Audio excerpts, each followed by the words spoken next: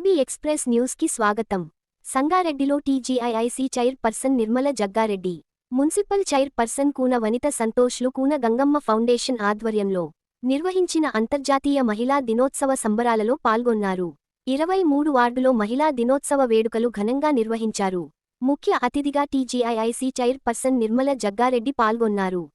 సంగారెడ్డి పట్టణంలోని 23 వార్డులో కూన గంగమ్మ ఫౌండేషన్ ఆధ్వర్యంలో municipal chair person Koona Vanitha సంతోష్ల సహకారంతో డాక్టర్ కూన వేణు నిర్వహణలో స్థానిక మహిళా మనులతో ఆటపాటలతో ఉత్సాహంగా నిర్వహించారు.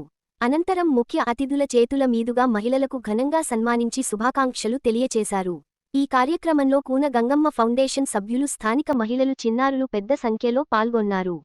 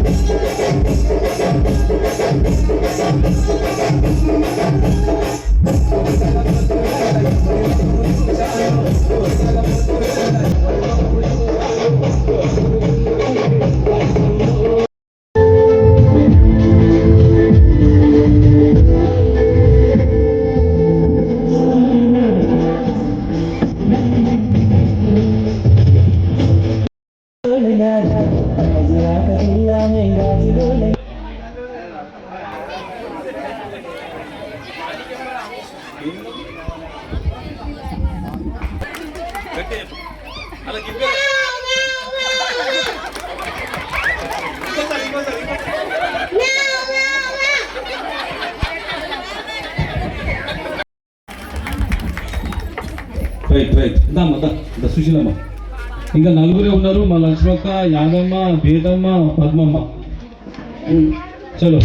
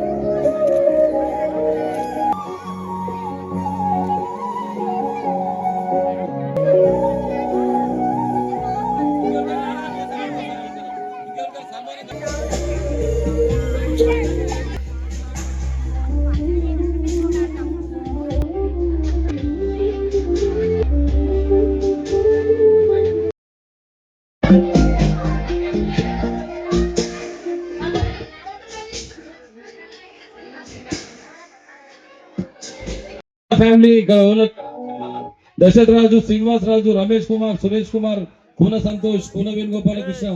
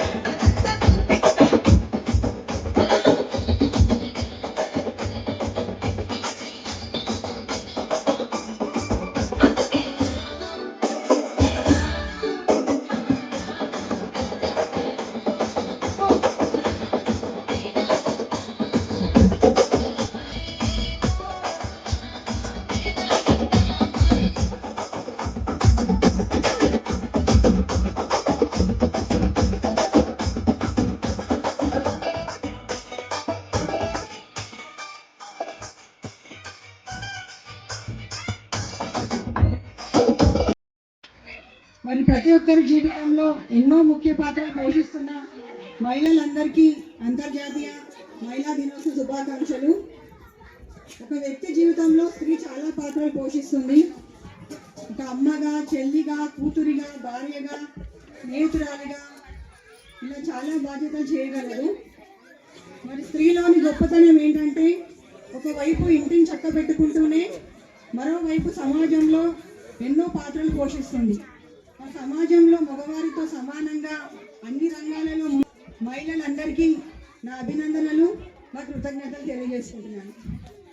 జరిగిన ఎన్నికల్లో మా 23వ వార్డు ప్రజలు, పెద్దలు, మహిళలు అందరూ మాకు సపోర్ట్ చేసి, మాకు సహకరించి మాకు ఈ అవకాశాన్ని ఇచ్చారు.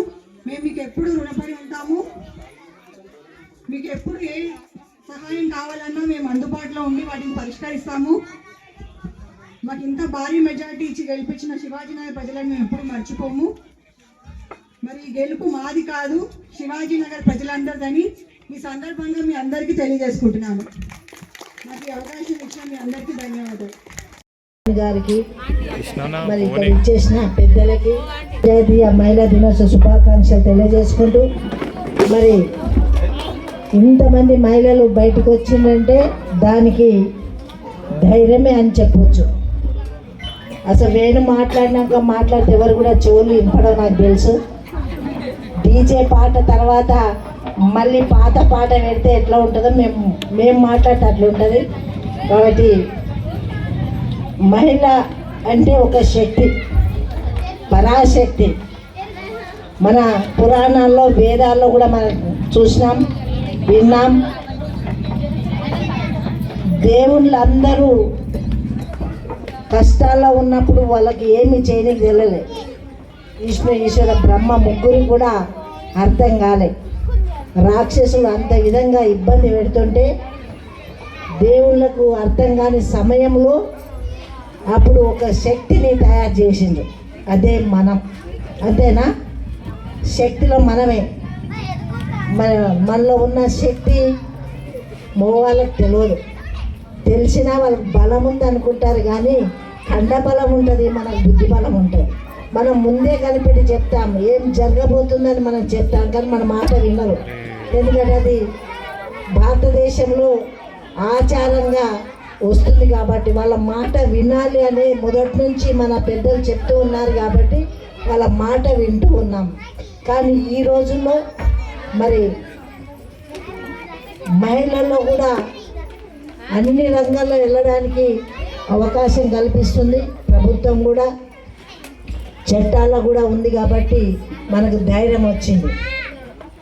ఆడపిల్ల బయటికి వెళ్ళాలంటే అమ్మ పర్మిషను, నాన్న పర్మిషను, లేకపోతే భర్త పర్మిషను, అత్తమామ పర్మిషన్ ఇస్తారు. ఈరోజు ఇక్కడ వచ్చిన వాళ్ళందరూ పర్మిషన్ తీసుకుని వచ్చిందా? లేదు.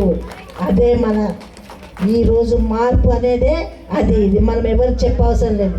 ఎందుకు చెప్తాం? ఆ రోజుల్లో ఆడపిల్ల అంటేనే ఆమె దూరం ఉండాలి, 10 మందిలో ఉంటే నవ్వొద్దు. ఇప్పుడు నవ్వుతున్నాం కదా మంచిగా, నవ్వుతే కూడా తప్పు పట్టేవాళ్ళు. ఇంకోటి ఏంటంటే శాపము, అందంగా ఉంటే కూడా ఆడపిల్లకి శాపమే. అందంగా ఉండడము శాపమే. కానీ ఈరోజు శాపాలు కానీ భయాలు కానీ అలాంటి ఏవి కూడా మనము ఎదుర్కొంటున్నాం, సాధిస్తున్నాం. మగపిల్లల కంటే ఆడపిల్లలు ఎక్కువ చదువుతున్నారు. చదువులో కూడా మంచిగా నైపుణ్యం కలిగి మన సత్తా చూపెట్టే రోజు ఈరోజు వచ్చింది. మేము చిన్న ఉన్నప్పుడు, అమ్మ వాళ్ళు చిన్న ఉన్నప్పుడు మరి ఎక్కడికి వెళ్ళాలన్నా ఎవరో ఒకరు ఎంబడి ఉంటేనే వెళ్ళేవాళ్ళం, లేకపోతే లేదు. ఈరోజు అట్లా ఉందా? అమెరికా కూడా ఆ అమ్మాయి ఒక్కతే వెళ్తుంది, ఆమె తిరిగి వస్తుంది.